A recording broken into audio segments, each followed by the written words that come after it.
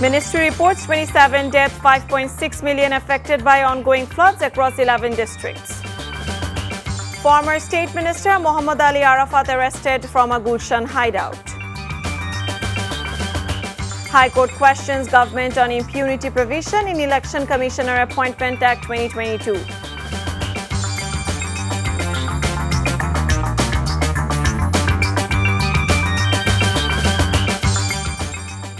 Assalamu alaikum. This is Nusrat Islam welcoming you all to Evening News. You have just had the Crown Cement headlines. Now let's move on to the details. 27 people have died in the ongoing floods in 11 districts across Bangladesh so far. Around 5.6 million people affected, said Farooq Azam, advisor of the Ministry of Disaster Management and Relief today. The number of marooned families in these 11 districts is 1.2 million. A total of 74 upajelas are flooded. As the floodwaters rise in residential areas, the district faces a severe food shortage, leaving thousands of residents urgently in need of relief. Food shortages have already emerged in shelters, and the relief materials provided by the government and various voluntary organizations are insufficient to meet the growing needs. Former State Minister for Information and Broadcasting, Mohammad Ali Arafat, has been arrested from Gulshan in Dhaka today. A Dhaka Metropolitan Police official confirmed the matter. The official, however, did not immediately provide any details about the charges against the former state minister or in which case he was arrested. Arafat's arrest comes 2 weeks after the Bangladesh Financial Intelligence Unit issued an order to banks to freeze his and his wife Sharmin Mustari's accounts. Attorney General Advocate Mohammad Asaduzzaman has requested the High Court to dismiss a petition seeking the ban of the Awami League as a political party. The petition, filed by the human rights organization Sharoda Society, was presented in court today. During the hearing before the High Court, bench of Justice A.K.M. Asaduzzaman and Justice Mohammad Mahbubul Islam, the Attorney General, argued the interim government has no intention of banning political parties, and such a move would undermine the constitutional power that allows political parties to operate.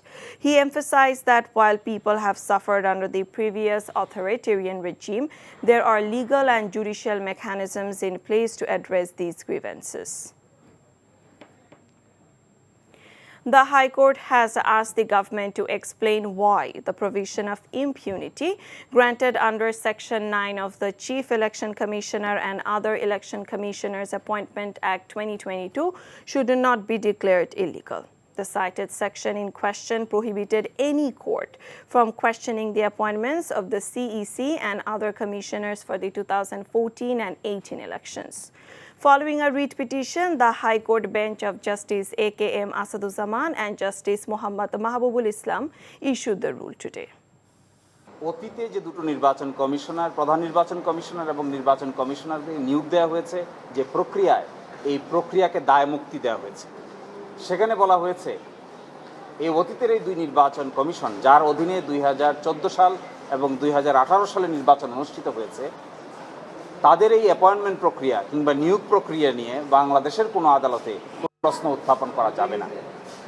আমরা এটাই challenge করেছিলাম যে কোনো আইনের মাধ্যমে কোনো ব্যক্তিকে, কোনো ব্যক্তির অ্যাপয়েন্টমেন্টকে কিংবা কাজকে এইভাবে দায় মুক্তি দেওয়া যায় না।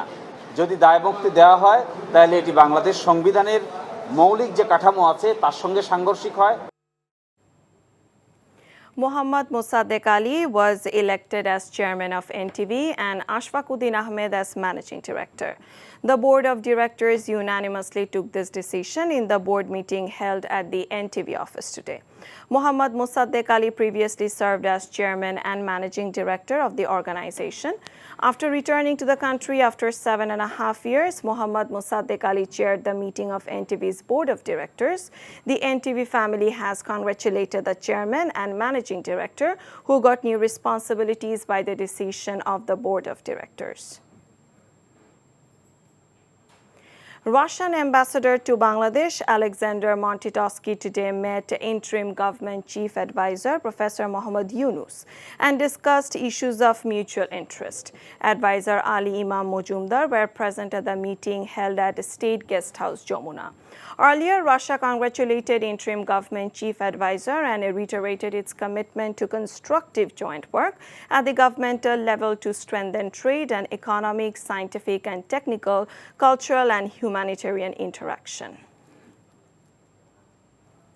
Human Rights Watch has called on Chief Advisor Mohammad Yunus to prioritize the protection and promotion of human rights in the wake of the recent political turmoil.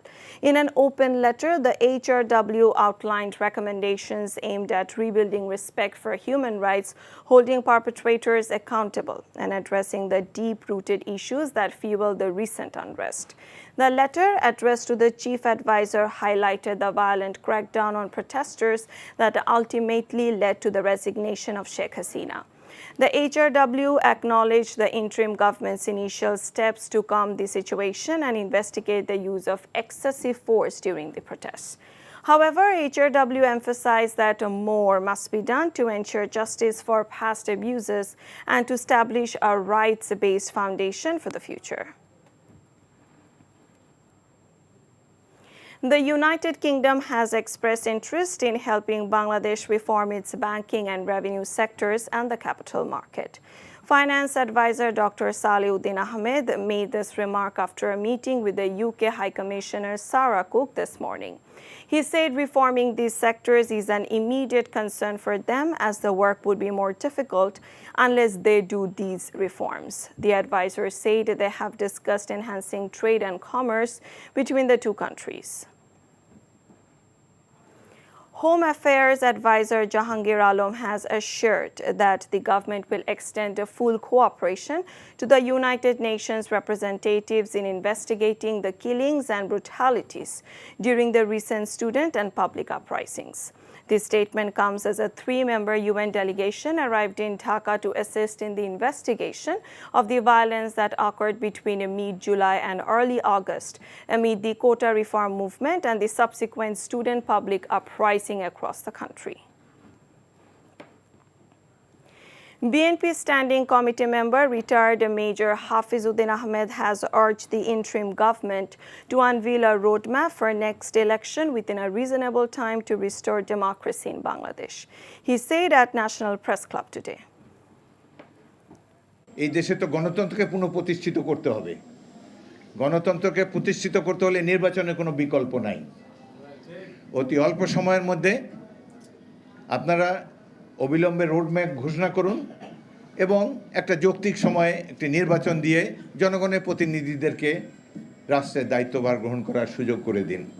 ভারতে আশ্রয় গ্রহণকারী আওয়ামী লীগ নেত্রীর এবং পতিত সরকারের সদস্যরা এই বিপ্লবের বিরুদ্ধে কোনো প্রতিবিপ্লব করতে গেলে বর্তমান সরকারের উচিত হবে প্রথমে বিডিআরকে ডাকা, বিডিআর যদি তাদেরকে দমন করতে না পারে সেনাবাহিনীকে ডাকা। আমরা প্রত্যেকটি বাহিনীর আসল চরিত্র দেখতে চাই, বর্তমান চরিত্র দেখতে চাই। People from all walks of life have paid homage to national poet Kazi Nazrul on the 48th anniversary of his death. Various educational, social, cultural and political organizations paid tributes to the poet at his grave near Dhaka University's Central Mosque.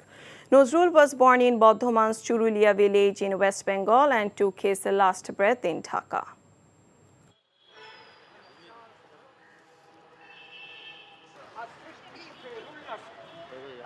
Kazi Nazrul Islam যত অত্যাচার, অবিচার, অনিয়মের বিরুদ্ধে তার লেখনে ভীষণভাবে কাজ করেছিল, তখনকার সময়েও এবং এখনকার সময়েও। যতদিন পৃথিবীতে অত্যাচার, অবিচার, অনিয়ম থাকবে, কাজী নজরুল ইসলাম সকল মানুষের মনে জাগ্রত থাকবেন। ছাত্র জনতার যে আন্দোলন, প্রতিটি ক্ষেত্রে ছাত্রছাত্রীরা তারা উদ্বুদ্ধ হয়েছিলেন গণতন্ত্র মুক্তি, দেশের মুক্তির জন্য নজরুলের গান শুনে, নজরুলের গান গেয়ে। Before ending, let's have a look on the Crown Cement headlines once again. Ministry reports 27 deaths, 5.6 million affected by ongoing floods across 11 districts. Former State Minister Mohammad Ali Arafat arrested from a Gulshan hideout. High Court questions government on impunity provision in Election Commissioner Appointment Act 2022. And that's all from the newsroom for now. To know updates, videos of this bulletin, visit our website www.ntvbd.com. Besides, visit our YouTube and verified Facebook page for updates of NTV's our popular programs and bulletins. Our next bulletin, Shondar Khabor, will be aired in Bangla at 7:30 p.m. Thank you for being with us. Have a good time.